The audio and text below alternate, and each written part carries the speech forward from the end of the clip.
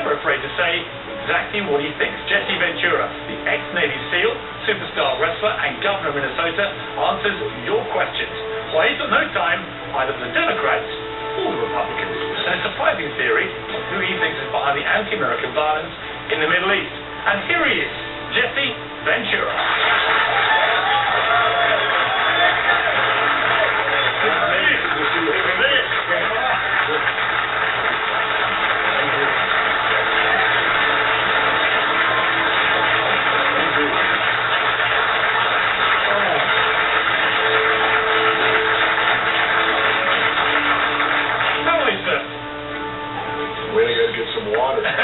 I got to get ready for you. I'm doing good. We've got an hour ahead of us. We cover lots of ground. I want to start, though, with the breaking news today, the controversial and apparently secretly taped video of Mitt Romney at a private fundraiser. The person responsible wants to remain anonymous, but New York Magazine reports it was passed along by former President Jimmy Carter's grandson, James Carter IV. CNN has not been able to independently verify the authenticity of the recordings, but let's take a listen. There are 47% of the people who vote for the president are not. All right, there are 47% who are with him, who are dependent on government, who believe that they're victims, who believe that government has a responsibility to care for them, who believe that they're entitled to health care, to food, to housing, to you name it. So that's an entitlement, and government should give it to them. And they will vote for this president no matter what. These are people who pay no income tax. The Romney campaign released a statement in response to the issue, but did not directly mention the video. As it reads, Mitt Romney wants to help all Americans struggling in the Obama economy. As the governor's made clear all year, he's concerned about the growing number of people who are dependent on the federal government, including the record number of people who are on food stamps, nearly 1 in 6 Americans in poverty, and the 23 million Americans who are struggling to find work. Mitt Romney's plan creates 12 million new jobs in 4 years, grows the economy, and moves Americans off of government dependency and into jobs. Jesse Ventura, you were shaking your head, murmuring all sorts of profanities under your breath there. Clearly you're not impressed by Mitt Romney's claim, which effectively boils down, whichever way you look at this or whatever statements he puts out, that half of the American people apparently are, well, as he put it, on the scrounge, not paying tax, victims, and living off the state. What do you make of that? Well, let's start with taxes for a moment. Do you realize, as I cover in my book here, that these major corporations pay lobbyists more than what they pay in taxes? These corporations that make billions of dollars pay more to lobbyists than what they pay in taxes. And maybe one of the reasons Mitt has that problem is because when did our ill fortune start? Under Bush and Cheney and the Republicans, and you're hearing this from an independent. Because I know enough to know that the economy, what you have today in the economy, is the result of decisions made about 3, 4, or 5 years ago. Because that's how long it takes for them to get into this massive economy. So in my opinion, the Republicans are the ones responsible. And when Romney says he's going to create, well, how many million jobs? 12 million was the last bit of That's total hogwash. And I'll tell you why. The only thing a government official can create is a government job. So if he's going to create 12 million new jobs, they're going to be paid for by taxes. Because jobs are created in the private sector, not by the president or the government, unless they're government jobs.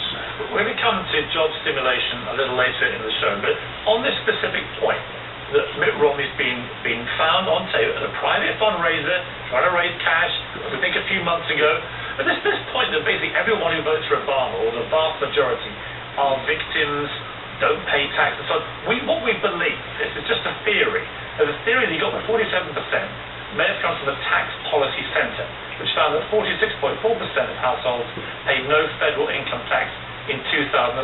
But most households did pay payroll taxes. Now, the 18% of households that pay neither income taxes or payroll taxes, the Center found more than half of those were elderly, and more than a third were not elderly but had income under $20,000. So when you put it all together like that, this is a bit of a clanger by Mitt Romney. This will be portrayed by the Democrats, I think, very strongly from now to the election as a guy dismissing half of America as people who are just victims living off the state. Well, it shows me that Mitt Romney probably lives in a world that I don't live in. You know, he lives in a world that I hear he's worth, what, $250 million, and he comes from wealth. And most people I find that are born with that kind of money truly don't know what it's like to be out there. I mean, you know, I remember when I started years ago on my pro wrestling career, when I'd just gotten out of the United States Navy, I left with a beat-up car and $250, and that's all I had to my name when I went off to start my pro wrestling career. There's a statement from the Obama campaign that's been released. It says it's shocking that a candidate for President of the United States would go behind closed doors and declare to a group of wealthy donors that half the American people view themselves as victims entitled to handouts and are unwilling to take personal responsibility for their lives. It's hard to serve as president for all Americans when you've disdainfully written off half the nation. I mean, they've got a point. I think it's an embarrassing thing for Mitt Romney, however he tries to spin this. Well, it seems Mitt Romney lately has been saying a lot of embarrassing things, you know, and he's certainly not going to endear yourself to 47% of the country, and I would think it's going to be quite hard to win. But maybe their plan is that they got these new voter registration laws to where they can deny 45% of the country of the ability to vote. You know, maybe that's their ultimate plan, is to only get to half the country and let only half the country vote in the first place, because on that note, this whole thing's a farce. Voter fraud is a complete red flag. There's about as much voter fraud in this country as there is people being struck by lightning bolts. I know that from a governor's standpoint. Voter fraud is nothing, and yet they're trying to give everybody an ID card. Poor people would have to pay $35 to go get a state ID. Well, if you're that poor, $35 might be the difference between whether you eat that day or not. Well, what do you think a person's going to do? They're going to go get food if it's that bad. And I think the pathetic thing is that our country is in this kind of shape, and who's responsible? These two major parties. They've been in charge for 150 years. Mitt Romney's had a rough week because of the Benghazi incident, in which he was deemed by most people, including many on his own side, to have jumped in with a critical statement of the president, really without knowing all the facts, and turning it into a political football when most people thought that was the wrong thing to be doing. Oh, I agree. As an American politician at that time. Well, absolutely. When our country's attacked in any way, shape, or form, we need to pull together. We need to come together, not separate at that point. I mean, you want what I would do over there? I would do what the pinnacle of the Republican Party, the hero of modern day, Ronald Reagan, did. Do you recall back in the 80s when the barracks in Lebanon was hit and over 200 Marines were killed? Did Ronald Reagan go to war? No. He got us the hell out of there. And that's where I stand on this. If these people don't want us over there, let's close our embassies. I stand with Ron Paul. Let's get rid of foreign aid altogether. Because as Ron Paul put it, the definition of foreign aid, that's taking from America's poor and giving it to another country's rich. Yeah, but hang on. Wait a minute. Wait a minute. You wait a minute. Let me just challenge you. I'm challenging you. Because I think that is taking one extreme and going to the other. It may well be that America has too many embassies, has too much say in too many countries. We're also broke. Of course, you're not the only How country. can we get the You're not foreign the only aid? country that's broke in the world right now. We're giving foreign aid on a basic term for you people. That would be the equivalent. You're losing your house. You're 3 payments behind on your car, but your cousin Bob from out of state needs to borrow $500 from you. Are you going to send it? Well, when you can't even make your own house payments? America, we're broke. How in debt are we? Well, you're certainly not as broke as many countries around the world. Well, if they're worse and in more debt than us, I want to see a country that can still have more debt than we do. Remains a superpower.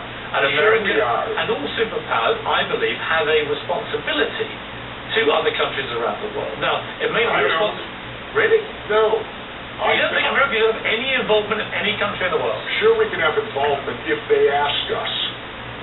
Since when should we be the world's policemen? Why do we have military bases in 160-some countries?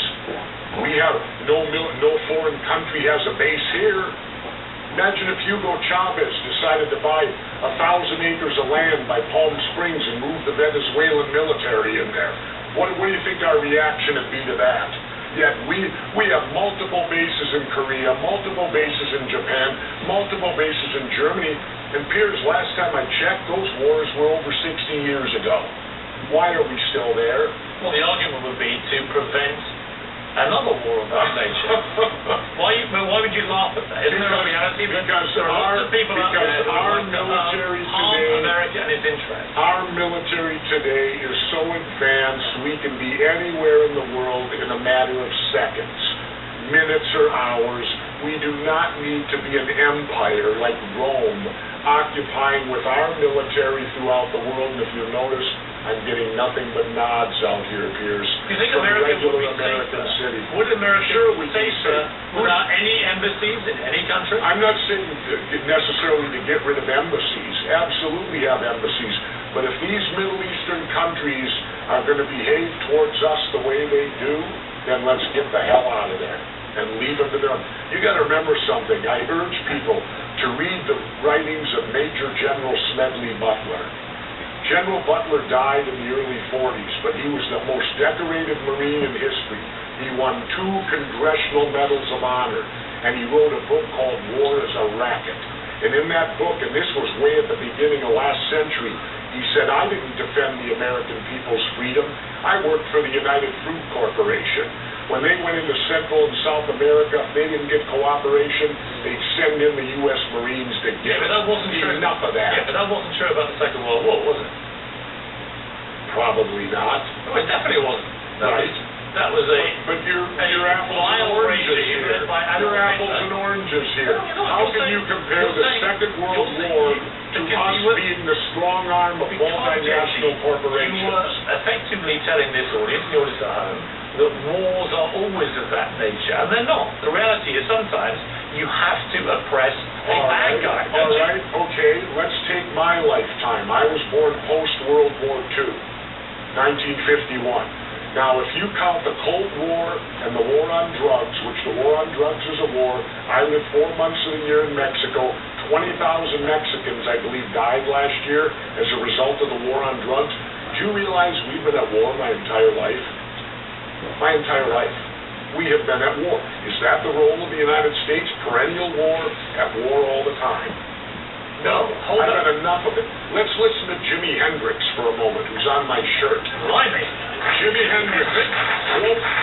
Quote from Jimi Hendrix, the greatest guitar player ever. ever. That's the first time they've applauded you in the last 10 minutes. All right. It was when you Wait, what's the name of Jimi Hendrix. Jimi Hendrix.